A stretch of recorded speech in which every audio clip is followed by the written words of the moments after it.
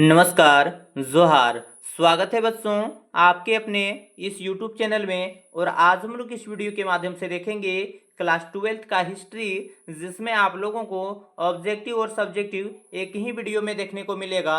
और ये सभी क्वेश्चन आपके एग्जाम की दृष्टि से काफ़ी इम्पोर्टेंट है, इसलिए आप लोग इसे एग्जाम से पहले आप लोग ना केवल वीडियो देखें बल्कि सभी क्वेश्चन को कंठस्थ कर लें, ताकि आपका एग्जाम में एक भी प्रश्न छूटे नहीं। और आशा है बच्चों आप लोगों को वीडियो पसंद आएगा, और इसी तरह से आप लोगों का सभी सब्जेक्ट का तैयारी बिल्कुल निःशुल्क होने वाला है इस चैनल के माध्यम से। 8 से लेके 12 तक का संपूर्ण तैयारी इस चैनल के माध्यम से करवाया जाता है, जो कि बिल्कुल निःशुल्क। अगर आप लोगों को पीडीएफ वगैरह चाहिए तो उसके लिए आप लोग व्हाट्सएप चैनल और टेलीग्राम चैनल को ज्वाइन कर सकते हैं, वहां से आप लोगों को आसानी से मिल जाएगा। तो इसलिए अगर आप लोग अभी भी इस चैनल में नए हैं तो अपने प्यारे प्यारे हाथों से इस चैनल को सब्सक्राइब करके बेल आइकन को प्रेस कर लीजिए, और आगे अपने मित्रों को भी शेयर कीजिए ताकि उनको भी इस वीडियो का लाभ हो सके, क्योंकि यही सब क्वेश्चन आप लोगों के एग्जाम में देखने को मिलेगा। बिल्कुल आपका एग्जाम में इसी तरह से आपके एग्जाम में प्रश्न देखने को मिलेगा। तो सबसे पहले हम लोग ऑब्जेक्टिव क्वेश्चन को देखेंगे, उसके बाद फिर हम लोग सब्जेक्टिव क्वेश्चन को देखेंगे। तो चलिए शुरू करते हैं। सबसे पहला क्वेश्चन देख सकते हैं क्या है, 1922 में मोहनजोदड़ो की खोज किसने किया। तो 1922 ईस्वी में जो मोहनजोदड़ो का खोज किया है राखलदास बनर्जी। आप लोग याद रखिएगा, मोह से मोहनजोदड़ो, अरा से राखलदास बनर्जी। उसके बाद चलिए आगे हम लोग देखते हैं। आगे देखिए क्वेश्चन नंबर 2 में क्या है। तो क्वेश्चन नंबर 2 में आप लोग देख सकते हैं बच्चों, इंडिका की रचना किसने किया है। तो इंडिका की जो रचना है सो मेगास्थनीज ने किया है, तो इसका रचना ये हो जाएगा बी हो जाएगा। नेक्स्ट आप लोग देख सकते हैं क्वेश्चन नंबर 3 में क्या बोला गया है, पुराणों की संख्या कितनी है। तो टोटल पुराणों की संख्या जो है सो 18 है, इसलिए इसका राइट आंसर हो जाएगा सी हो जाएगा, बी हो जाएगा। आप लोग सभी क्वेश्चन को अच्छे से कंठस्थ करते जाइए, क्योंकि आप लोगों को पता होगा हम वही क्वेश्चन करवाते हैं जो डायरेक्ट आपके एग्जाम में देखने को मिलता है। अगर आप लोग अभी से क्लास करते हैं और आप लोग सभी वीडियो को अच्छे से देख लेते हैं तो 95 स्कोर से कम आपका रिजल्ट नहीं आएगा, जिससे पहले भी आया था सभी का। तो इसमें आप लोग देख सकते हैं कि क्या है, सुलह ये कुल की नीति का प्रतिपादन भारत में किसने किया था। तो इसका जो राइट आंसर हो जाएगा अकबर हो जाएगा। ये जो सुलह ये कुल की नीति का जो है सो प्रतिपादन या इसको जो है सो अपनाया था, किसने अपनाया था, अकबर ने। नेक्स्ट हम लोग बात करते हैं क्वेश्चन नंबर 5। क्वेश्चन नंबर 5 में देख सकते हैं पहले क्या है, इब्न बतूता ने अपनी यात्रा का वृत्तांत किस भाषा में लिखा था। इसका जो हो जाएगा, इब्न बतूता अपनी भाषा का जो वृत्तांत है सो लिखा था अरबी भाषा में, इसलिए इसका जो राइट आंसर हो जाएगा डी हो जाएगा। नेक्स्ट आप लोगों की भी आता है क्वेश्चन नंबर 6। क्वेश्चन नंबर 6 में देखिए क्या है, दामिनीय को क्या था। दामिनीय को क्या है, झारखंड में जो साहेबगंज है वहाँ पे एक जगह है, तो उसके लिए जो है सो दामिनीय को की बात किया गया है। तो यह एक भूमि का एक भाग है या पार्ट ऑफ लैंड है। उसके बाद नेक्स्ट हम लोग देखते हैं कि क्या है, इसमें बोला गया रामानंद के शिष्य कौन कौन थे। तो रामानंद के शिष्य रैदास भी थे, कबीर भी थे, धन्ना और पिपा भी था। तो इसका इसलिए इसका जो राइट आंसर हो जाएगा इनमें से सभी। और आपको बता दें पेरेंट्स, जिस क्वेश्चन का आंसर आप लोगों को नहीं पता होगा और ऑप्शन इसमें से सभी दिया होगा तो उसको आप लोग सही कीजिएगा। ये 90% संभावना है कि आप लोगों का सही हो जाएगा, लेकिन ये सब आप लोग तभी कीजिएगा जब आप लोगों को कंफर्म आंसर पता नहीं है। उसके बाद देखिए इसमें क्या है, 1939 में फॉरवर्ड ब्लॉक की स्थापना किसने किया। तो फॉरवर्ड ब्लॉक की जो स्थापना है तो सुभाष चंद्र बोस ने किया था। नेक्स्ट हम लोग बात करते हैं क्वेश्चन नंबर 9। क्वेश्चन नंबर 9 में देखिए क्या है, जलियांवाला बाग हत्याकांड कब हुआ। तो जलियांवाला बाग हत्याकांड जो है सो 13 अप्रैल 1919 ईस्वी को होता है, पंजाब के अमृतसर में होता है। वहां पे क्या होता है, शांतिपूर्ण जो है सो जनसभा का आयोजन हो रहा था, उसी के बीच उधर से आता है जनरल डायर की सेना, और जनरल डायर ने आदेश दे देते हैं और निहत्तों पर जो है सो गोली चला देता है, जिसके कारण कई लोगों का मृत्यु वहीं घटनास्थल पर ही हो जाता है, और बहुत लोग काफी लोग जो है सो घायल भी हो जाते हैं। लास्ट में क्या होता है, वही जनरल डायर को जो है सो उधम सिंह ने जाके मारा था विदेश में। उसके बाद देख सकते हैं संथाल विद्रोह का नेता कौन था। तो संथाल विद्रोह का नेता कौन था, सिद्धू कान्हू चांद भैरो था, और इसका दो भाई बहन भी थे, बहन भी, वो सभी जो है सो काफी सपोर्ट किए थे, फूलो जानो। साथ ही आपको बता दें संथाल विद्रोह 1855 ईस्वी में हुआ था। ये क्वेश्चन बहुत बार पूछा गया है, इसको आप लोग ध्यान में रखिएगा। उसके बाद क्वेश्चन नंबर 11 में आप लोगों से पूछा जा रहा है, बुद्ध के बचपन का नाम क्या था। तो बुद्ध का जो बचपन का नाम था सिद्धार्थ था। और नेक्स्ट हम लोग बात करते हैं, बुद्ध आप लोगों को पता होगा कि बौद्ध धर्म से संबंधित है। उसके बाद क्वेश्चन नंबर 12 में है, बंगाल विभाजन कब हुआ। तो बंगाल विभाजन जो है सो 1905 ईस्वी में होता है। और फिर जो है सो आप लोग कमेंट बॉक्स में जरूर बताइएगा कि 1905 ईस्वी में जब बंगाल विभाजन हुआ तो बंगाल विभाजन जो है सो रद्द कब हुआ, इसको आप लोग कमेंट बॉक्स में बताना है। तो चलिए आगे आप लोग देख सकते हैं कि क्वेश्चन नंबर 13 आपको बता दें पेरेंट्स, सभी क्वेश्चन आप लोग अच्छे से कर लेते हैं तो आप लोगों को 95% आसानी से नंबर आ जाएगा, इसलिए आप लोग सभी वीडियो को अच्छे से देखते जाइएगा और इसी सीरीज में आप लोगों का सभी वीडियो लेकर आएंगे। मुस्लिम लीग द्वारा मुक्ति दिवस जो है सो कब मनाया जाता है, तो ये 22 दिसंबर 1939 ईस्वी को मुस्लिम लीग के द्वारा जो है सो मुक्ति दिवस के रूप में मनाया जाता है। नेक्स्ट हम लोग बात करते हैं किसका जन्म स्थल तलवंडी है, तो तलवंडी जो है सो गुरु नानक का जयंती है, तो इसका जो राइट आंसर हो जाएगा बी हो जाएगा। आगे आप लोग देख सकते हैं question number 15। Question number 15, Vijayanagar की यात्रा निम्न में से किसने किया, तो बर्नियर है, इब्न बतूता है और निकोली कॉन्टी। तो इसका जो राइट आंसर हो जाएगा निकोली कॉन्टी है, इसने जो है सो यहाँ पे आया था और विजयनगर की यात्रा किया है। नेक्स्ट आप लोग देख सकते हैं कि क्या है, असहयोग आंदोलन की शुरुआत किसने किया था, तो असहयोग आंदोलन की शुरुआत 1922 ईस्वी में होता है और 1920 ईस्वी में होता है और 1922 ईस्वी तक चलता है। तो इसकी जो शुरुआत है सो महात्मा गांधी ने करता है। उसके बाद आगे आप लोग देख सकते हैं इसमें क्या है, तो इसमें आप लोगों को पूछा गया है महाभारत युद्ध कितने दिनों तक चला था। तो जो महाभारत का युद्ध है सो टोटल 18 दिनों तक चला था। उसके बाद आप लोग देख सकते हैं और 18 के एक और आंसर होता है पुराणों की संख्या, अगर आप लोगों से पूछा जाता है तो क्योंकि वो भी क्वेश्चन काफी इंपॉर्टेंट है। किस मुगल शासक ने हिंदुओं पर से जजिया कर हटाया था, जो हिंदुओं पर से जजिया कर हटाया था उसने उसका नाम था अकबर था। उसके बाद आप लोग देख सकते हैं आप लोगों के बीच से अगला क्वेश्चन आता है, बीजक में किसका उपदेश संकलित है, तो बीजक में जो है किसका, तो इसका राइट आंसर हो जाएगा कबीर हो जाएगा, ये is the right answer. Next हम लोग बात करते हैं क्वेश्चन नंबर 20। क्वेश्चन नंबर 20 में आप लोग देख सकते हैं प्यारे बच्चों क्या है, इसमें बोला गया है बुलंद दरवाजा कहाँ है, तो बुलंद दरवाजा कहाँ पे है, फतेहपुर सीकरी में। चलिए नेक्स्ट हम लोग बात करते हैं क्वेश्चन नंबर 21। क्वेश्चन नंबर 21 में देख सकते हैं आप लोग क्या है, भारतीय राष्ट्रीय कांग्रेस की स्थापना किस वर्ष हुआ था, तो कांग्रेस की स्थापना 1885 ईस्वी में होता है और ए.ओ. ह्यूम के द्वारा जो है सो किया गया था। ये कहाँ पे हुआ था, तो मुंबई का जो है एक संस्कृत विश्वविद्यालय था वहीं पे किया गया था इसकी स्थापना। उसके बाद देखिए आप लोगों से पूछा गया है, क्योंकि आप लोगों को बताए थे ये क्वेश्चन काफी इंपॉर्टेंट है, संथाल विद्रोह किस वर्ष हुआ था। संथाल विद्रोह जो सिद्धू कान्हू के द्वारा जो किया गया था सो 1855 ईस्वी में हुआ था, भोगनाडीह से शुरू हुआ था। उसके बाद आगे क्वेश्चन नंबर 23 में देख सकते हैं आप लोगों के बीच क्या है, भारत आने वाला प्रथम पुर्तगाली कौन था, कौन थे जो प्रथम पुर्तगाली जो भारत में आए थे सबसे पहले, तो इसका राइट आंसर हो जाएगा वास्को डिगामा हो जाएगा। कब आया था, 1498 में। भारत का खोज जो है वास्को डिगामा ने ही किया है। उसके बाद 1502 में एक बार और आते हैं। तो इस तरह से हम लोग देखते हैं कि वास्को डिगामा ऐसा बोला जाता है कि 3 बार जो है भारत आए थे, लेकिन एक 1498, 1502 और एगो का जो है एक्यूरेट डेट पता नहीं है। उसके बाद आप लोग देख सकते हैं क्वेश्चन नंबर 24 में क्या है, हड़प्पा किस युग की सभ्यता है, हड़प्पा जो है सो कांस्य युग की सभ्यता है। क्योंकि आप लोगों को बता दें कांस्य युग की सभ्यता या प्रागैतिहासिक काल भी बोल सकते हैं। प्रागैतिहासिक काल किसको बोलते हैं, प्रागैतिहासिक काल, आद ऐतिहासिक काल। तो हड़प्पा सभ्यता जो है सो आद ऐतिहासिक काल में आता है, क्योंकि इस काल में लिखित साक्ष्य उपलब्ध हुआ है लेकिन उसको अभी तक जो है सो पढ़ा नहीं गया, इसलिए हम लोग बोल सकते हैं कि हड़प्पा जो है सो कैसा सभ्यता है, तो आद ऐतिहासिक सभ्यता है। उसके बाद आप लोगों को पता होना चाहिए कि हड़प्पा जो है सो रावी नदी के किनारे स्थित है। उसके बाद देखिए इसमें क्या है, मुस्लिम लीग की स्थापना किस वर्ष हुआ था, तो मुस्लिम लीग की स्थापना 1906 ईस्वी में सलीमुल्लाह और आगा खान के द्वारा किया गया था। तो इसका जो राइट आंसर हो जाएगा बी हो जाएगा। और नेक्स्ट आप लोगों के बीच आता है क्वेश्चन, पाकिस्तान शब्द किसने दिया था, तो पाकिस्तान शब्द जो है सो चौधरी रहमत अली ने दिया था। इसी के नाम पर जो है सो इसी ने जो है सो पाकिस्तान शब्द दिया और आज जो है सो हम लोग पाकिस्तान अलग देश के रूप में देखते हैं। उसके बाद आप लोग देख सकते हैं यहाँ पे क्या, भारत का प्रथम मुगल शासक कौन था, तो भारत का प्रथम मुगल शासक जो था सो बाबर था। उसके बाद आप लोग देख सकते हैं आगे आप लोगों के बीच पूछा गया है, ये भी क्वेश्चन काफी चर्चित है, जैसा कि आप लोगों को बताएं हैं आप लोगों का बिल्कुल आपके एग्जाम में ऐसा ही प्रश्न देखने को मिलेगा। इसलिए आप लोग सभी क्वेश्चन को अच्छे से ना केवल देखें बल्कि कंठस्थ करते जाएं, ताकि आप लोगों का एग्जाम में एक भी प्रश्न छूटेगा नहीं। गुप्त वंश के किस शासक को जो है सो भारत का नेपोलियन कहा जाता है, तो भारत का नेपोलियन जो है सो समुद्रगुप्त को कहा जाता है। तो इसका जो राइट आंसर हो जाएगा ए हो जाएगा। आगे आप लोग देख सकते हैं कि क्या बोला गया है क्वेश्चन नंबर 29 में, तो क्वेश्चन नंबर 29 में आप लोगों से बोला गया है अमुक्तमाल्याद नामक ग्रंथ के लेखक कौन है, तो अमुक्तमाल्याद जो ग्रंथ है सो कृष्णदेव राय के द्वारा लिखा गया है। नेक्स्ट हम लोग बात करते हैं क्वेश्चन नंबर 30, और क्वेश्चन नंबर 30 में देख सकते हैं आप लोग प्यारे बच्चों क्या पूछा गया है, इसमें बोला गया है सिंधु सभ्यता का कौन सा स्थल मृतकों का टिल्ला के रूप में है, तो मृतकों का टिल्ला किसे कहा जाता है, तो मोहनजोदड़ो को कहा जाता है मृतकों का टिल्ला। इस वीडियो में हम लोग ऑब्जेक्टिव क्वेश्चन को देखेंगे और सब्जेक्टिव क्वेश्चन जो करवाएंगे उसको आप लोग जरूर देख लीजिएगा, क्योंकि वही एग्जाम डायरेक्ट आपके एग्जाम में देखने को मिलेगा। साथ ही आप लोगों को बता दें अगर आप लोग अभी तक चैनल में नए हैं तो चैनल को सब्सक्राइब करके ही जाइएगा।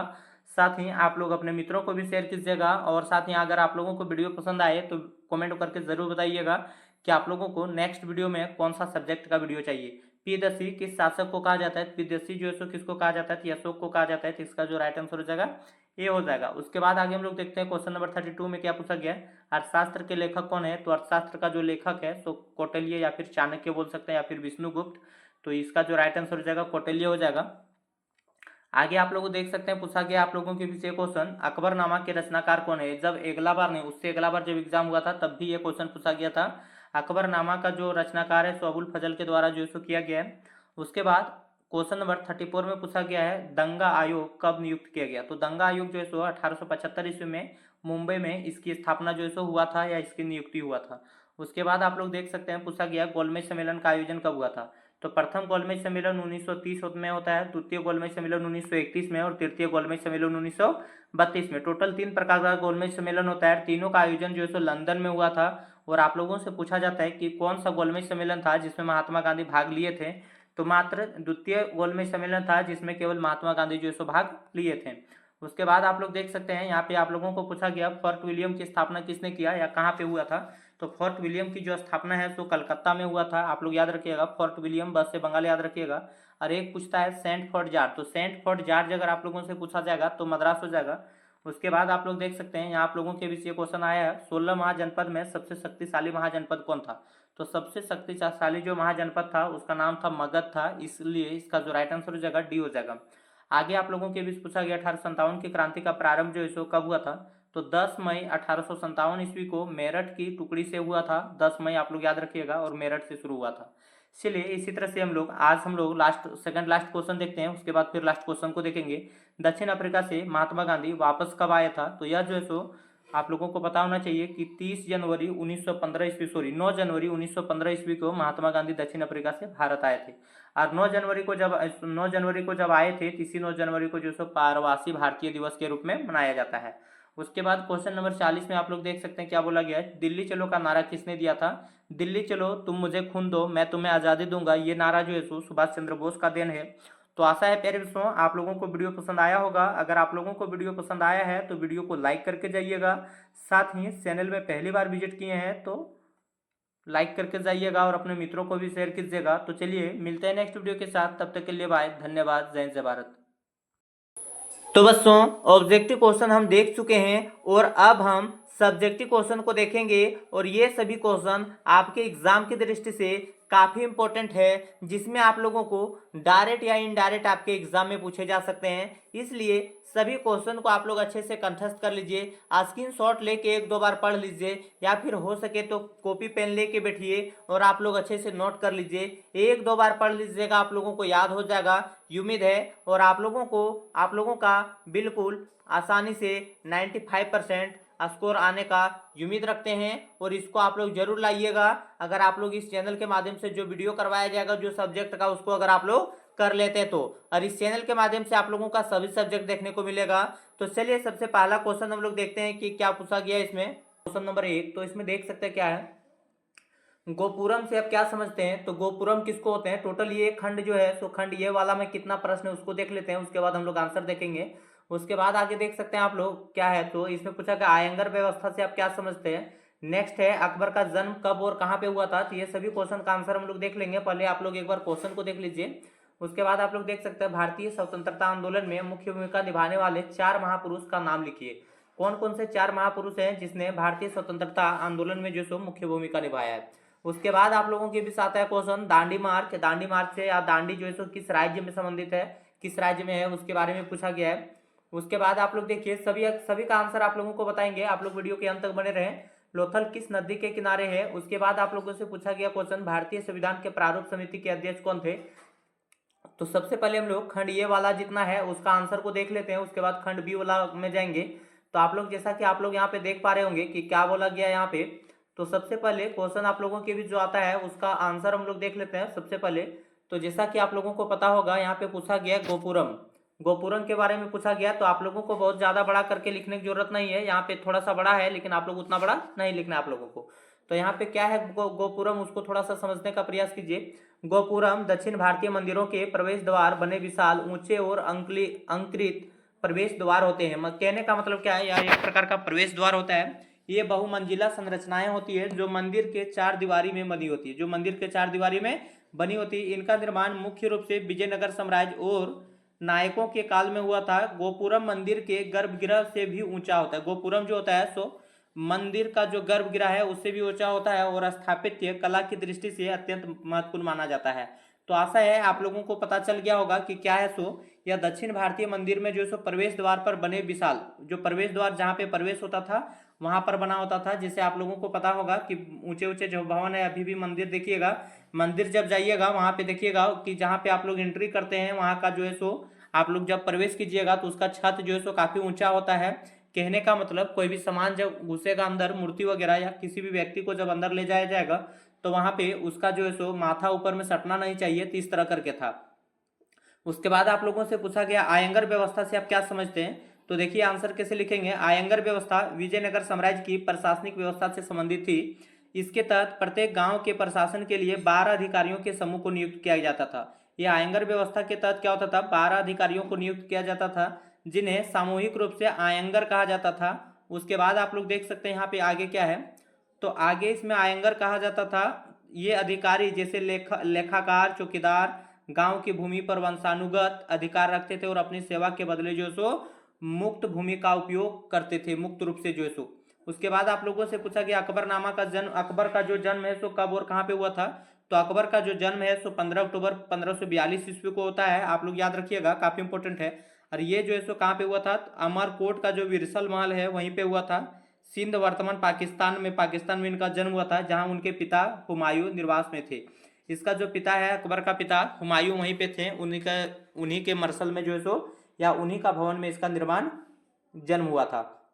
उसके बाद देखिए आप लोगों के क्वेश्चन था वहाँ पे, भारतीय स्वतंत्रता आंदोलन में मुख्य भूमिका निभाने वाले 4 महापुरुष के नाम लिखिए। तो आप लोग 4 महापुरुष की आप लोग कितना महापुरुष का नाम लिख सकते हैं, चूंकि आप लोगों को बहुत वीडियो बता चुके हैं और आप लोगों का एग्जाम में बिल्कुल ऐसा ही प्रश्न आएगा और आप लोगों को एग्जाम में ऐसा ही लिख के आना है। आप लोग देखिए क्या लिखिएगा। महात्मा गांधी, जिसको नाम पूरा नाम था मोहनदास करमचंद गांधी। उसके बाद चाचा नेहरू या पंडित जवाहरलाल नेहरू बोल सकते हैं। सुभाष चंद्र बोस था, सरदार वल्लभ भाई पटेल था। उसके बाद और भी आप लोग लिख सकते हैं, या जो है सो बाल गंगाधर तिलक, लाला लाजपत राय, भगत सिंह, ये सभी मिलकर थे। आप लोग जितना मन है उतना लिख सकते हैं, लेकिन कम से कम 3 आप लोगों को जरूर लिखना है, क्योंकि अगर 3 से कम लिखते हैं तो आप लोगों को जो नंबर रहेगा उसमें सो नहीं दिया जाएगा। उसके बाद देखिए आप लोगों के बीच आता है क्वेश्चन, दांडी किस राज्य में। तो दांडी जो सो गुजरात राज्य में। जितना पूछा गया उतने लिखना है, थोड़ा सा हम एक्स्ट्रा लिख दिए हैं ताकि आप लोग इसको और दूसरे क्वेश्चन में जब आप लोगों से पूछा जाएगा तो मैनेज करके लिख सकते हैं। यह स्थान नवसारी जिला में अरब सागर के तट पर है, जो महात्मा गांधी के प्रसिद्ध नमक सत्याग्रह दांडी मार्च यहीं से शुरू हुआ था। तो आप लोगों को पता चल गया होगा कि दांडी कहाँ पे है, तो गुजरात में, और यहीं से जो है सो दांडी मार्च की शुरुआत होता है। उसके बाद आगे है क्वेश्चन नंबर 6 में, लोथल किस नदी के किनारे है। तो लोथल जो है सो आप लोग याद रखिएगा, ट्रिक है, एक लाभ याद रखिएगा, ल से लोथल हो गया और भ से भगवा नदी। तो लोथल जो है सो भगवा नदी के किनारे स्थित है। केवल आप लोगों को इतना ही लिखना है। इसमें थोड़ा सा एक्स्ट्रा फैक्ट हम इसलिए ऐड कर दिए ताकि आप लोगों को और ज़्यादा याद हो सके और आप लोग अगले क्वेश्चन में अच्छे से लिख पाएंगे। यह प्राचीन हड़प्पा सभ्यता का एक प्रमुख बंदरगाह था जो गुजरात में स्थित है। लोथल गुजरात में है। उसके बाद आप लोगों से यहाँ पे क्वेश्चन पूछा गया है कि क्या पूछा गया, भारतीय संविधान के प्रारूप समिति के अध्यक्ष कौन थे। तो भारतीय संविधान के प्रारूप समिति के अध्यक्ष जो थे डॉक्टर भीमराव अम्बेडकर। केवल आप लोग डॉक्टर भीमराव अम्बेडकर भी लिखते हैं तो आप लोगों को फुल में से फुल नंबर दिया जाता है। चूंकि ये एग्जाम जो लेते हैं तो ये नहीं बोलते हैं कि आप लोग बहुत लंबा करके क्वेश्चन लिखे, लेकिन उनका कहना ये होता है कि हम जो क्वेश्चन पूछे हैं उनको आप लोग साधारण भाषा में उसका जवाब जो है सो आप लोग स्पष्ट रूप से दीजिए नंबर के अनुसार से। तो अब हम लोग देख लिए खंड ये, हम लोग खंड बी में देख लेते हैं। तो खंड बी में देखिए क्या पूछा गया है। तो खंड बी में आप लोगों से ये क्वेश्चन है यहाँ पे, मौर्यकालीन इतिहास के प्रमुख स्रोत का संक्षिप्त वर्णन कीजिए। त्रिपिटक के विषय में क्या जानते हैं। उसके बाद अगला क्वेश्चन आता है, सविनय आंदोलन के 2 कारण लिखें। मुगल कालीन चित्रकला की क्या विशेषता है, इसके बारे में पूछा गया है। उसके बाद आप लोग देख सकते हैं कि क्या है, यहाँ पे बोला गया दिन ये इलाही पर संक्षिप्त में टिप्पणी लिखें। उसके बाद नेक्स्ट में है आप लोगों के बीच आता है भारतीय इतिहास के अध्ययन के प्रमुख स्रोत कौन कौन से हैं। मुख्य स्रोत मतलब इतिहास जब हम लोग पढ़ेंगे भारतीय इतिहास, उसका जानने का मुख्य स्रोत कौन कौन सा है। उसके बाद आप लोगों के बीच आता है किताब उल हिंद के विषय में आप क्या जानते हैं। ये जो किताब उल हिंद है उसके विषय में आप क्या जानते हैं, उसको आप लोगों को लिखना है। तो अब हम लोग सेक्शन बी वाला जो आंसर होता है उसको हम लोग देख लेते हैं। तो सबसे पहले आप लोग देख सकते हैं, आप लोगों के बीच आता है, यहाँ पे बोला गया है मौर्यकालीन इतिहास के अध्ययन के प्रमुख स्रोत 2 भागों में विभाजित किया जा सकता है। पहला एक होता है साहित्य स्रोत होता है और एक हम लोग जो देखते हैं पुरातात्विक स्रोत। तो सबसे पहले हम लोग साहित्य स्रोत को देखेंगे। साहित्य स्रोत में कौन कौन आ रहा है, कौटिल्य का अर्थशास्त्र आता है। कौटिल्य का अर्थशास्त्र कहने का मतलब अर्थशास्त्र जो पुस्तक है सो कौटिल्य के द्वारा लिखा गया है। यह मौर्य प्रशासन, राजनीतिक, अर्थव्यवस्था और समाज की विस्तृत जानकारी देता है। ये जो है सो क्या करता है, जो समाज का है सो राजनीतिक, अर्थव्यवस्था, समाज की जो सो विस्तृत जानकारी देने का काम करता है। उसके बाद विशाखा दत्त का मुद्रा राक्षस, ये जो मुद्रा राक्षस पुस्तक आप लोग देख रहे हैं, इनका जो लेखक है सो विशाखा दत्त है। इससे चाणक्य और चंद्रगुप्त मौर्य की राजनीतिक और नंदवंश के पतन की जानकारी मिलता है। मतलब कहने का मतलब चाणक्य और चंद्रगुप्त मौर्य की राजनीतिक दशा का मिलता है, उसके बारे में जानकारी। साथ ही नंद वंश का जो पतन किस तरह से किया चंद्रगुप्त मौर्य ने, उसके बारे में भी इसमें जानकारी है। उसके बाद पुराण एवं बौद्ध जैन साहित्य, तो दीपवंश, महावंश, प्रविष्ट, परिशिष्ट जैसे ग्रंथ चंद्रगुप्त मौर्य के शासनकाल और बौद्ध धर्म जैन धर्म के प्रचार पर जो सो प्रचार प्रसार पर जो सो जोर डालते हैं या प्रकाश डालते हैं। उसके बाद हम लोग देखेंगे मौर्य साम्राज्य की जो जानकारी का प्राप्त स्रोत है सेकंड, उसको हम लोग बोलते हैं पुरातात्विक स्रोत। तो पुरातात्विक स्रोत में आप लोग याद रखिएगा अशोक के अभिलेख है, ये सबसे पहले सबसे महत्वपूर्ण है, जो धर्म, प्रशासन, सीमा विस्तार और बौद्ध धर्म के प्रति उनकी नीति के बारे में बताते हैं। शिलालेख, स्तंभ लेख और गुहालेख। शिलालेख क्या होता है, शिला मतलब पत्थर होता है, और उस पर जब अशोक ने लेख लिखाया तो उसी को हम लोग बोलते थे शिलालेख। उसी तरह स्तंभ में जो लेख लिखा था उसको हम लोग बोलते थे स्तंभ लेख। तो इसके बारे में हम लोग पुरातात्विक स्रोत में देखेंगे। उसके बाद क्या है, मेगास्थनीज की इंडिका, एक पुस्तक है जिसको हम लोग बोलते हैं मेगास्थनीज की इंडिका। कहने का मतलब इंडिका पुस्तक जो है सो मेगास्थनीज के द्वारा लिखा गया है। इसमें देखिए क्या है, हालांकि यह मूल रूप में उपलब्ध नहीं है। इसके उदाहरणों में मौर्यकालीन प्रशासन और प्रबंधन समाज की जानकारी देता है। मौर्यकालीन के बारे में जो है सो प्रशासन के बारे में जानकारी देता है। उसके बाद क्या थे, वहाँ नगर प्रबंधन था, नगरीय नियोजन, उसके बारे में समाज की जानकारी देता है। ये मेगास्थनीज का जो इंडिका पुस्तक उसमें। अन्य पुरातात्विक साक्ष्य जो है सो सांची का स्तूप है मध्य प्रदेश में, धौला और जौगढ़ के स्तूप है, उत्खनन में प्राप्त मृत भांड है, मृत का जो भांड मिला था उसी में। उसके बाद आहत मुद्राएं, जो प्राचीन मुद्रा था उसको आहत मुद्राएं कहा जाता था। ये सब क्या है, ये सब पुरातात्विक स्रोत है।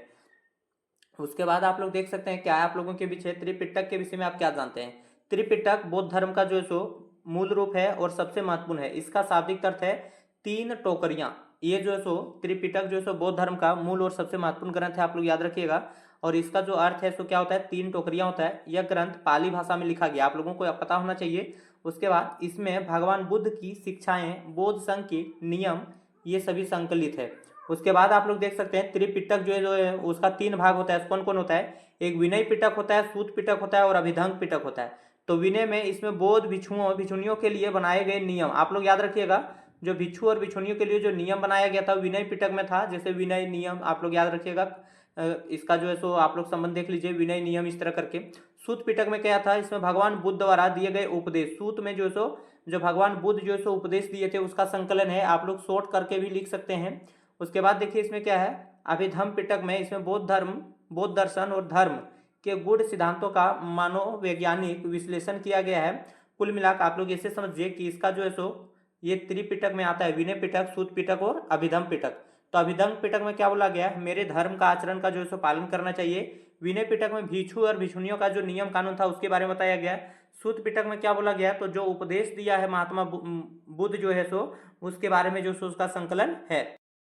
उसके बाद आप लोग देख सकते हैं कि क्या है, यहाँ पे आगे है सविनय अवज्ञा आंदोलन के दो कारण लिखें।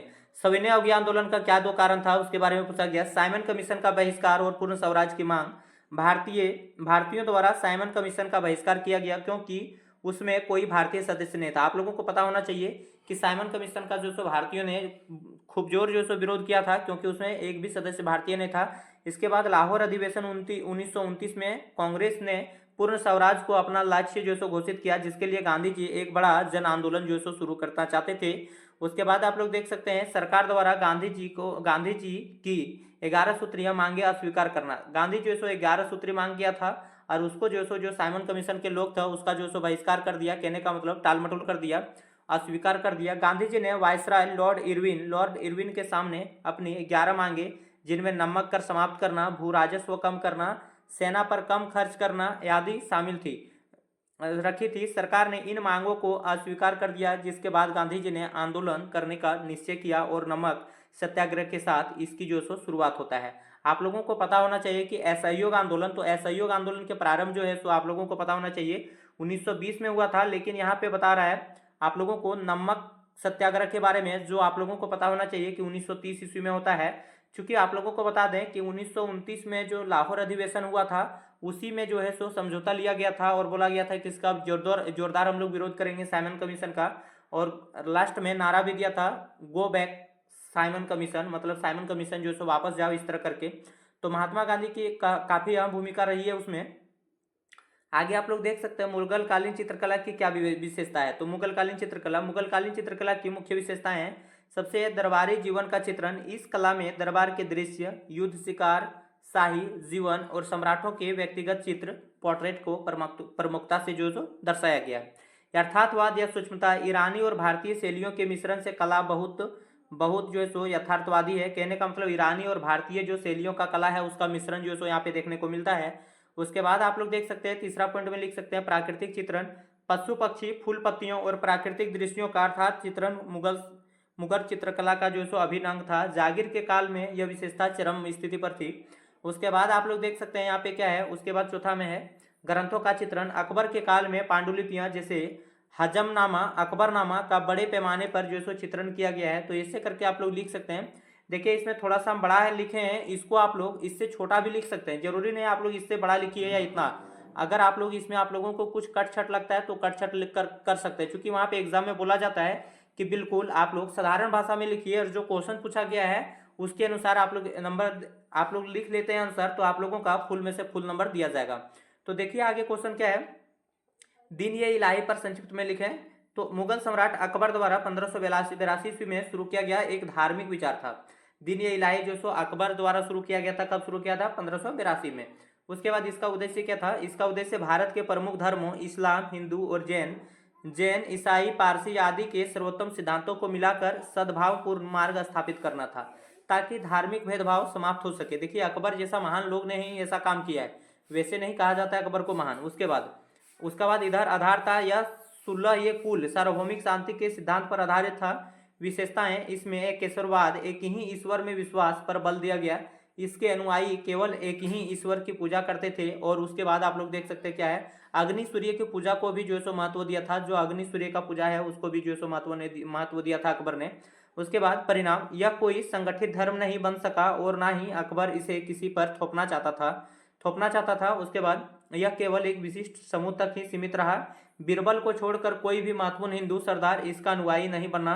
अकबर की मृत्यु के साथ ही इसका यह विचार जो सो समाप्त हो गया, क्योंकि सब लोग एक ही जैसा होगा ऐसा जरूरी नहीं है। उसके बाद आप लोग देख सकते हैं कि क्या है यहाँ पे। तो इसमें बोला गया है प्राचीन भारतीय इतिहास के अध्ययन के मुख्य स्रोत। जो प्राचीन भारतीय इतिहास के मुख्य स्रोत है उसका क्या क्या है, तो देख सकते हैं प्राचीन भारतीय इतिहास के अध्ययन के मुख्य स्रोत व्यापक रूप से हैं, जिसको दो श्रेणी बांट सकते हैं आप लोग। उसी तरह जिस तरह आप लोग लिखे थे अभी किसका, मौर्य साम्राज्य का, उसी तरह एक साहित्यिक स्रोत होता है, एक धार्मिक स्रोत होता है। तो साहित्यिक स्रोत में क्या आएगा, जैसे पुस्तक वगैरह जो होता है वो सब आ जाएगा। जैसे आप लोग इसमें देख सकते हैं क्या है, धार्मिक साहित्य। और तो धार्मिक साहित्य में वेद, उपनिषद, पुराण, रामायण, महाभारत, त्रिपिटक, जातक कथाएं, ये सब जो हो जाएगा सो धार्मिक में आ जाएगा। और धर्मेतर या लौकिक साहित्य, लौकिक जिसको सुना है लोग, कौटिल्य का अर्थशास्त्र है, विशाखा दत्त का मुद्रा राक्षस है, वानभट्ट का जो सो हर्षचरित है, कालिदास के नाटक है। तो ये सब जो है सो साहित्य स्रोत हैं भारतीय इतिहास को जानने का।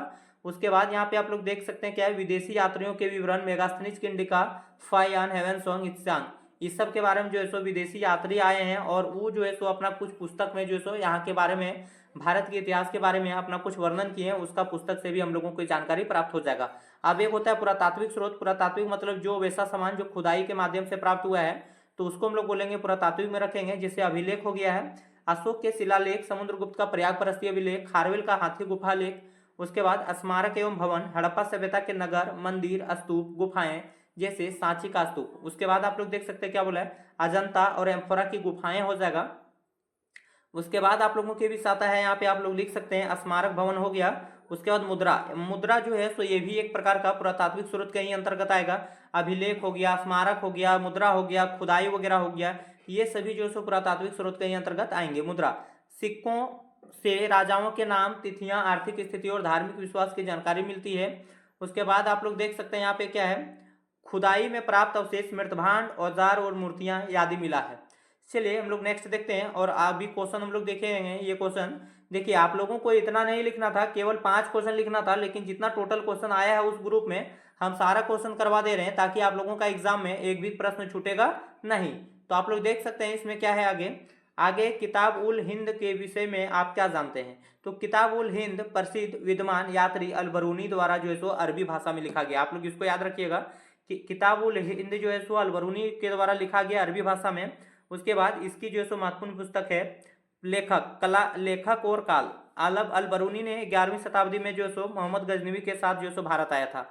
अल बरूनी जो है सो मोहम्मद गजनवी के साथ जो है सो भारत आते हैं। उसके बाद जो है सो 11वीं शताब्दी में आते हैं। विषय वस्तु, यह पुस्तक 11वीं सदी के भारतीय इतिहास का भारतीय जीवन का एक विस्तृत और तथ्यात्मक विवरण देता है। अल बरूनी ने इस पुस्तक में लगभग 80 अध्यायों में भारतीय समाज, धर्म, दर्शन, गणित, रीति रिवाजों, कानून और खगोल विज्ञान जैसे विभिन्न विषयों पर जो सो चर्चा किया है। उसके बाद इसकी क्या विशेषता है किताबुल हिंद की? अल बरूनी ने इसमें तटस्थ और वैज्ञानिक दृष्टिकोण अपनाया है, जिससे यह पुस्तक तत्कालीन भारतीय समाज का दर्पण मानी जाती है। अल बरूनी ने संस्कृत ग्रंथों का अध्ययन किया और भारतीय समाज की समस्या जैसे जाति व्यवस्था को भी इसने विश्लेषण किया है। मतलब किस तरह से यहाँ पे जाति का जो है सो जाति से संबंधित किस तरह से जाति व्यवस्था था, उसका भेदभाव जो है सो जाति का किस तरह से होता था शुरू से। जैसे महात्मा गांधी लोग जो है सो काफी संघर्ष किए हैं जाति व्यवस्था के विरोध। आज भी आप लोग देखिएगा, लेकिन आज जो है सो लगभग समाप्त हो चुका है, लेकिन फिर भी जो है सो कुछ कुछ जो नीच लोग हैं वो अपना दिखाएंगे ही। उसके बाद आप लोग देख सकते हैं आगे क्या है क्वेश्चन।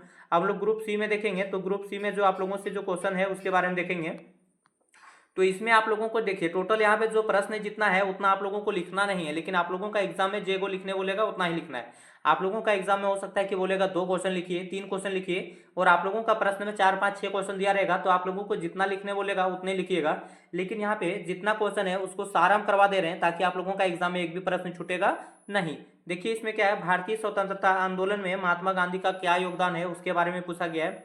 उसके बाद इसमें और पूछा गया कृष्णदेव राय की उपलब्धि का वर्णन करें। उसके बाद भक्ति आंदोलन के प्रभाव लिखें, क्या क्या भक्ति आंदोलन का प्रभाव था। उसके बाद आप लोग देख सकते हैं यहाँ पे बोला गया गौतम बुद्ध के जो है सो जीवन एवं शिक्षाओं का वर्णन करें। दे गए भारत के मानचित्र पर किन्हीं 5 हड़प्पा कालीन स्थल का नाम लिखें। तो इसमें से आप लोगों को टोटल 3 ही क्वेश्चन का जवाब देना है, और आप लोग देख सकते हैं कि यहाँ 5 प्रश्न है। तो चलिए हम लोग 5वें प्रश्न का जो है सो आंसर देखने का प्रयास करते हैं, और आप लोग एक एक करके सभी क्वेश्चन को अच्छे से देखिएगा। तो इसमें देखिए पहला जो क्वेश्चन है इसमें बोला गया है, और ये आप लोगों का थोड़ा सा लॉन्ग टाइप का क्वेश्चन है, इसलिए आप लोगों को इसमें थोड़ा सा बड़ा करके ही लिखना पड़ेगा। देख सकते हैं क्या बोला गया, भारतीय स्वतंत्रता आंदोलन में गांधी के योगदान का जो सो वर्णन करें। तो भारतीय स्वतंत्रता आंदोलन में महात्मा गांधी 1869 से 1948 का योगदान अत्यंत महत्वपूर्ण और निर्णायक थे। उनके नेतृत्व में ही आंदोलन एक जन आंदोलन बन सका है। उनके नेतृत्व में जो सो यह आंदोलन जो सो जन आंदोलन बन चुका है। सत्याग्रह के सिद्धांत का प्रयोग करते थे महात्मा गांधी। महात्मा गांधी जी ने सत्य और अहिंसा पर आधारित सत्याग्रह को अपना मुख्य हथियार बनाया। यह एक नैतिक शक्ति थी जिसका उद्देश्य विरोधी के अंतरात्मा को जगाना था। महात्मा गांधी का कहना था कि किसी लोगों को जो सो हराना है तो उसके लिए जो सो शक्ति की जरूरत नहीं है, उसके लिए जो सो मानसिक शक्ति मतलब दिमाग की जरूरत होता है, और वह दिमाग आप लोगों का तभी खुलेगा जब आप लोग अच्छे से शिक्षा ग्रहण करते हैं तब। उसके बाद आप लोग देख सकते हैं क्या है यहाँ पे आरंभिक प्रयोग। उन्होंने चंपारण 1917, अहमदाबाद 1918 और खेड़ा 1918 में जो है सो सफल सत्याग्रह करके भारतीय राजनीति में अपनी पहचान बनाई। जन आधारित आंदोलन का नेतृत्व, और महात्मा गांधी जो है सो जन आंदोलन जो है सो उसका नेतृत्व भी कर रहे थे। तो आप लोग देख सकते हैं यहाँ पे कैसे गांधी जी ने आंदोलन को शहरों से निकालकर गांवों और आम जनता तक जो है सो पहुंचाया। उन्होंने खादी, चरखा और अस्पृश्यता, कहने का मतलब छुआछूत का उन्मूलन करने जैसे रचनात्मक कार्यक्रमों में जो सो जनता को जोड़ने का काम किया है। उसके बाद आप लोग देख सकते हैं यहाँ पे लिखा गया मुख्य राष्ट्रीय आंदोलन क्या था। असहयोग आंदोलन 1920 से 1922 में ब्रिटिश सरकार के साथ सहयोग ना करके आह्वान किया गया कि जिससे ब्रिटिश प्रशासन का लगभग जो सो ठप पड़ गया। आप लोगों को पता होना चाहिए कि महात्मा गांधी के द्वारा 1920 ईस्वी से 1922 ईस्वी में जो सो असहयोग आंदोलन का प्रारंभ करता है। उसके बाद सविनय अवज्ञा आंदोलन, या फिर जिसको हम लोग नमक सत्याग्रह के नाम से बोलते हैं, जो दांडी चेस से शुरू होता है, दांडी गुजरात में। यह आंदोलन क्या है, यह आंदोलन ब्रिटिश कानूनों को जो सो शांतिपूर्वक तोड़ने पर केंद्रित था। चूंकि इस नमक कानून के तहत क्या हुआ था, महात्मा गांधी अपने 78 अनुयायियों के साथ गया, दांडी पहुंचकर वहां से समुद्र का पानी से जो सो नमक बनाकर नमक कानून को तोड़ा। चूंकि महात्मा गांधी का मानना ऐसा था कि मान लीजिए भारत का ही नमक है और कोई भी ऐसा भोजन नहीं है जिसमें आप लोगों को बिना नमक का जो सो स्वाद लगेगा, तो उसके लिए और नमक के लिए भी टैक्स देना पड़ेगा, इससे दुर्गा बात क्या हो सकता है। तो उसी के विरोध में जो सो महात्मा गांधी अपने 78 अनुयायियों के साथ जो सो काफी दूर चले थे। उसके बाद क्या किए थे, उसने जो सो नमक कानून जो सो वहां पे तालाब में जो सो समुद्र की नमक बनाकर जो सो नमक कानून को तोड़ा था। उसके बाद भारत छोड़ो आंदोलन 1942, गांधी जी के करो या मरो के आह्वान के साथ यह आंदोलन भारतीय स्वतंत्रता के लिए अंतिम और सबसे बड़ा संघर्ष साबित होता है। करो या मरो, जिसको भारतीय छोड़ो आंदोलन कहा जाता है, उसके बाद अगला पॉइंट है राष्ट्रीय एकता को बढ़ावा देना। उन्होंने हिंदू मुस्लिम एकता खिलाफत आंदोलन के माध्यम से दलित उत्थान हरिजन सेवक संघ की स्थापित जो है सो स्थापना करता है, और जो है सो क्या करता है, महिला का भी काफी भागीदारी रहता है। उसके बाद प्रोत्साहन किया, जिससे आंदोलन की जो है सो व्यापकता बढ़ी। संक्षेप में गांधी जी ने न केवल भारत को स्वतंत्रता दिलाई, बल्कि उन्होंने सत्याग्रह के माध्यम से दुनिया को उपनिवेशवाद और अन्याय के खिलाफ लड़ने का जो है सो एक नैतिक मार्ग भी दिखाया।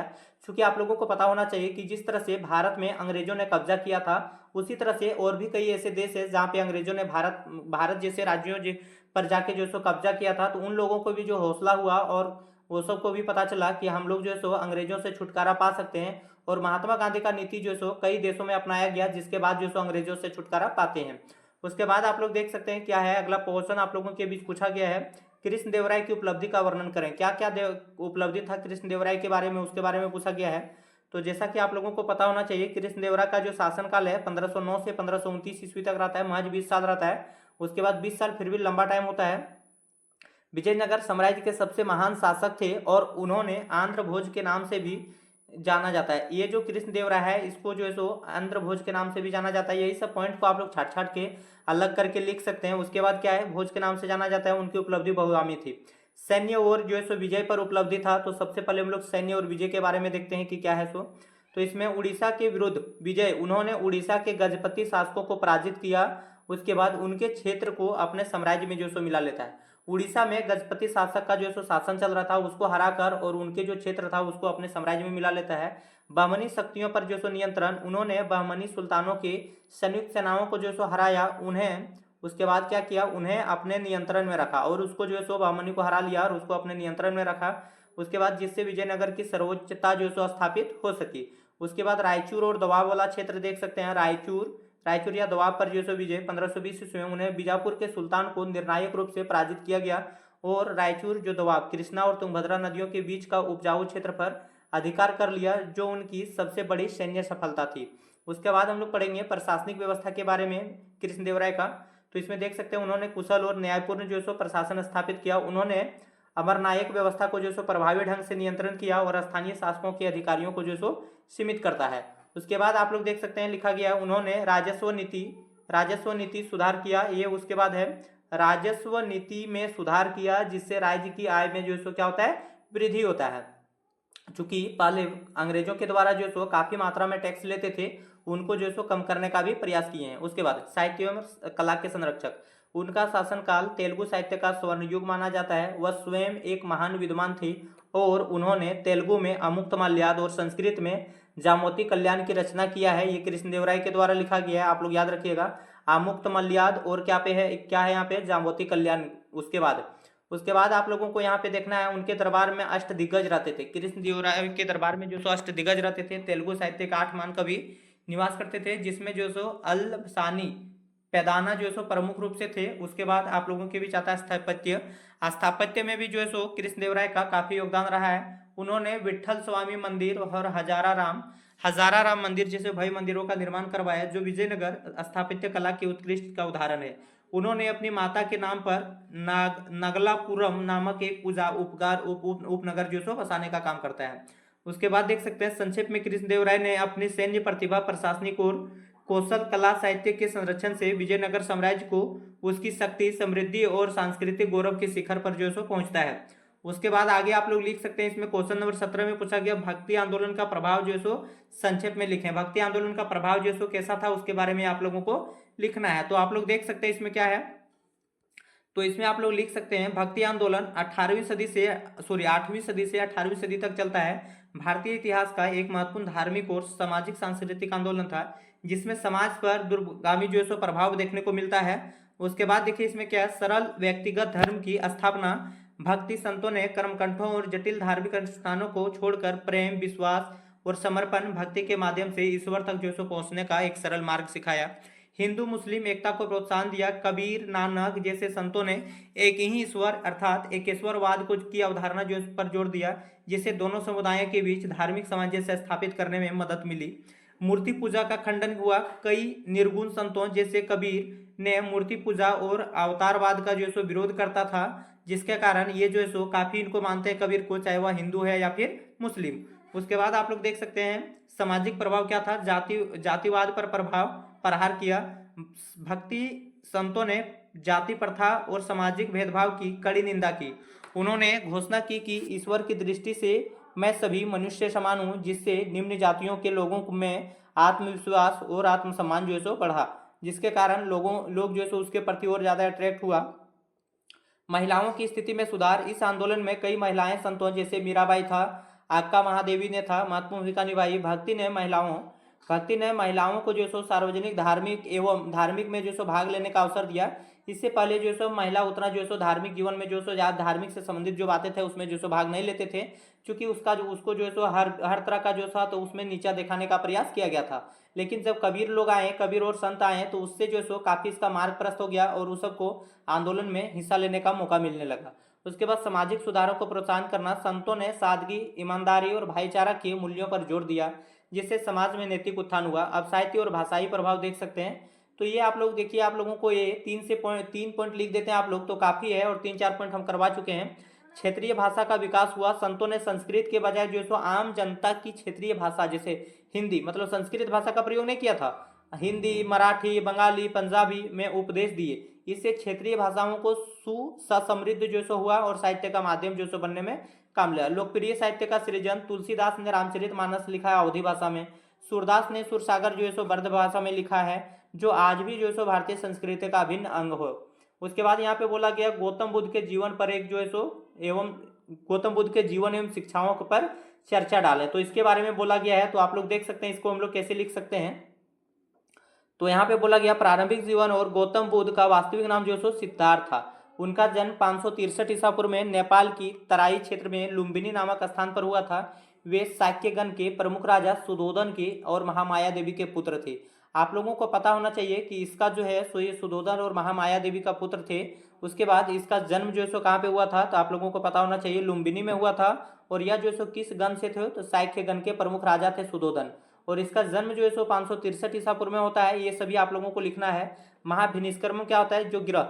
जब महात्मा बुद्ध जो है सो अपना घर जब छोड़ रहे थे तो घोड़े से जो घर छोड़ा था या घर छोड़ने की जो व्यवस्था है उसी को हम लोग महाभिनिष्क्रमण कहते हैं। युवा अवस्था में ही उन्होंने बुढ़ापा, बीमारी और मृत्यु के दुखों को देखा। 4 दृश्य देखा। 29 वर्ष की आयु में उन्होंने संसार के दुखों का कारण जानने के लिए अपनी पत्नी यशोधरा और पुत्र राहुल को छोड़कर जो है सो वह गिरह त्याग किए। आप लोगों को पता होना चाहिए कि इसका जो है सो शादी हो चुका था। उसके बाद इसका पत्नी का नाम था यशोधरा था और इसका पुत्र का नाम था राहुल। उनको छोड़कर जो है सो वह क्या किया, गिरह त्याग किया। ज्ञान की प्राप्ति, जिसको हम लोग निर्वाण बोलते हैं। कठोर तपस्या के बाद 35 वर्ष की आयु में उन्होंने बोध गया बिहार में एक पीपल के वृक्ष के नीचे जो सो निर्वाण प्राप्त हुआ। निर्वाण मतलब ज्ञान। तभी से वे बुद्ध जीवनयान का जो है सो कहलाए, कहने का मतलब ज्ञानवान कहलाए। और उसी टाइम जो है सो उसका नाम जो है सो गौतम बुद्ध रखा। उससे पहले जो है सो इसका नाम क्या रहता है, सिद्धार्थ। उसके बाद आप लोग देख सकते हैं कि क्या है, धर्म चक्र परिवर्तन, प्रथम उपदेश। ज्ञान प्राप्ति के बाद उन्होंने सारनाथ जो कि वाराणसी में अपना पहले 5 शिष्यों को जो उपदेश दिया था। इस घटना को जो सो धर्म चक्र परिवर्तन कहते हैं। कहने का मतलब क्या है, गौतम बुद्ध के द्वारा जो प्रथम उपदेश दिया था, जब उसको ज्ञान की प्राप्ति हो गया तो प्रथम उपदेश जो दिया गया था उसी को हम लोग उसी को हम लोग क्या बोलते हैं, धर्म चक्र परिवर्तन बोलते हैं। अरे होता महापरिनिर्वाण, कहने का मतलब जब मृत्यु हो जाता है उसको हम लोग बोलते हैं महापरिनिर्वाण। 80 वर्ष की अवस्था में 483 ईसा पूर्व में कुशीनगर जो कि देवरिया उत्तर प्रदेश में है उनका निधन हुआ, जिसे क्या बोला जाता है, बौद्ध धर्म में महापरिनिर्वाण के नाम से जाना जाता है। महापरिनिर्वाण कहने का मतलब जैसे नहीं देखते हैं आप लोग, कोई सेना वगैरह शहीद हो जाता है तो उसको क्या बोलते हैं, मर गया, ऐसा नहीं हम लोग बोलते, शहीद हो गया। तो उसी तरह से गौतम बुद्ध के लिए जो सो किस शब्द का प्रयोग किया गया, महापरिनिर्वाण का शब्द का जो सो प्रयोग किया गया। उसके बाद गौतम बुद्ध की कुछ शिक्षा है और शैली है, उसके बारे में देख सकते हैं। गौतम बुद्ध की शिक्षाओं का मूल 4 आर्य सत्य थे, अष्टांगिक मार्ग थे। ये सब था। 4 गो में कौन कौन था, दुख, संसार, दुखमय, जन्म, बुढ़ापा, बीमारी और मृत्यु सब दुख है। दुख समुदाय, दुख जो है सो दुख का कारण जो है सो क्या है, दुख का कारण तृष्ण, इच्छा है, जो जीवन को बार बार जो सो जन्म और मरने का जो सो, अगर आप लोगों का इच्छा ज़्यादा से ज़्यादा है तो स्वयं आप दुखी होंगे। उसके बाद दुख निरोध, अगर दुख है तो उसका निवारण भी है। यदि इच्छा को समाप्त कर दिया जाए तो दुख का निवारण संभव हो जाएगा। और दुख निरोध गामिनी, दुख निवारण का मार्ग, दुख का निवारण अष्टांगिक मार्ग के पालन से ही हो सकता है। और टोटल कितने अष्टांगिक मार्ग है गौतम बुद्ध का, तो आप लोगों को पता होना चाहिए 8 है। तो 8 में कौन कौन आता है, तो आप लोग इसको देखिएगा, सम्यक दृष्टि, सही समझ, सम्यक संकल्प, सही विचार, सम्यक वाणी, सही बोलना, उसके बाद सम्यक कर्मतांध है, सही कर्म, सम्यक आजीवन, सह अस्तित्व, सम्यक व्यायाम, सही प्रयास जो है सो करना, और सम्यक स्मृति, सही ध्यान लगाना, उसके बाद सम्यक समाधि, सही एकाग्रता जो है सो होना चाहिए। इसी के माध्यम से हम लोग क्या कर सकते हैं, निर्वाण प्राप्ति हो सकता है। प्रमुख शिक्षा इसका क्या था, तो गौतम बुद्ध का जो प्रमुख शिक्षा था अहिंसा था, किसी भी प्राणी को नष्ट ना करें, कष्ट ना दें। कहने का मतलब जो हम लोग जीव जंतु को जो है सो जो बलि वगैरह देता है, इस सब का जो है सो खूब जोर जो है सो विरोध करते थे। कर्म का सिद्धांत, मनुष्य को उसके कर्मों के अनुसार जो फल मिलता है, आप जैसा कर्म किए हैं उसी के अनुसार से आप लोगों को फल मिलेगा। उसके बाद आप लोग देख सकते क्या है, तो यहाँ पे आप लोग और लिख सकते हैं, ईश्वरवादी भी थे महात्मा बुद्ध। बुद्ध ने ईश्वर के अस्तित्व पर मौन साधा और मनुष्य के नैतिक उत्थान पर जो है सो जोर दिया। उसके बाद जातिवाद का जो है सो गौतम बुद्ध जो है सो विरोध करते थे। तो उसके बाद देख सकते हैं उन्होंने जाति प्रथा और सामाजिक भेदभाव का जो है सो खंडन करता है। उसके बाद आप लोगों को कुछ जो है सो नाम लिखा गया था यहाँ पे, जैसा कि बोला गया था आप लोगों को कि हड़प्पा सभ्यता जो है सो उसके कुछ जगह हैं, उनको जो है सो आप लोगों को मानचित्र पर दर्शाना है। तो आप लोगों को पता होना चाहिए कैसे कितने ऐसे जगह है, मतलब बहुत सारे ऐसे स्थल हैं जो मोहनजोदड़ो या हड़प्पा सभ्यता से संबंधित है। जैसे आप लोग लिख सकते हैं हड़प्पा है, मोहनजोदड़ो है, कालीबंगन है, उसके बाद लोथल है, धोलावीरा है और राखीगढ़ी है। तो ये सब को आप लोग दर्शा सकते हैं। जैसे हड़प्पा कहाँ पे, पाकिस्तान में रावी नदी के किनारे मोहनजोदड़ो, वर्तमान पाकिस्तान में सिंधु नदी के किनारे कालीबंगन जो कि राजस्थान में है, लोथल गुजरात में, धोलावीरा भी गुजरात में, राखीगढ़ी जो सो हरियाणा में है। इसको आप लोग जो सो मैप में आसानी से आप लोग दर्शा सकते हैं। तो आशा है आप लोगों को वीडियो पसंद आया होगा। अगर आप लोगों को वीडियो पसंद आया है तो आप लोग वीडियो को लाइक करके जाइएगा। साथ ही चैनल में पहली बार विजिट किए होंगे तो चैनल को सब्सक्राइब करके जाइएगा। और आप लोगों को किस तरह से वीडियो लगा और आप लोगों को नेक्स्ट वीडियो में कौन सा सब्जेक्ट का चाहिए, इसका आप लोग कमेंट बॉक्स में बताइएगा। ऑब्जेक्टिव और सब्जेक्टिव सारा का तैयारी आप लोगों का यहीं से होने वाला है, बिल्कुल निःशुल्क। तो चलिए मिलते हैं नेक्स्ट वीडियो के साथ, तब तक के लिए बाय, धन्यवाद, जय हिंद, जय भारत।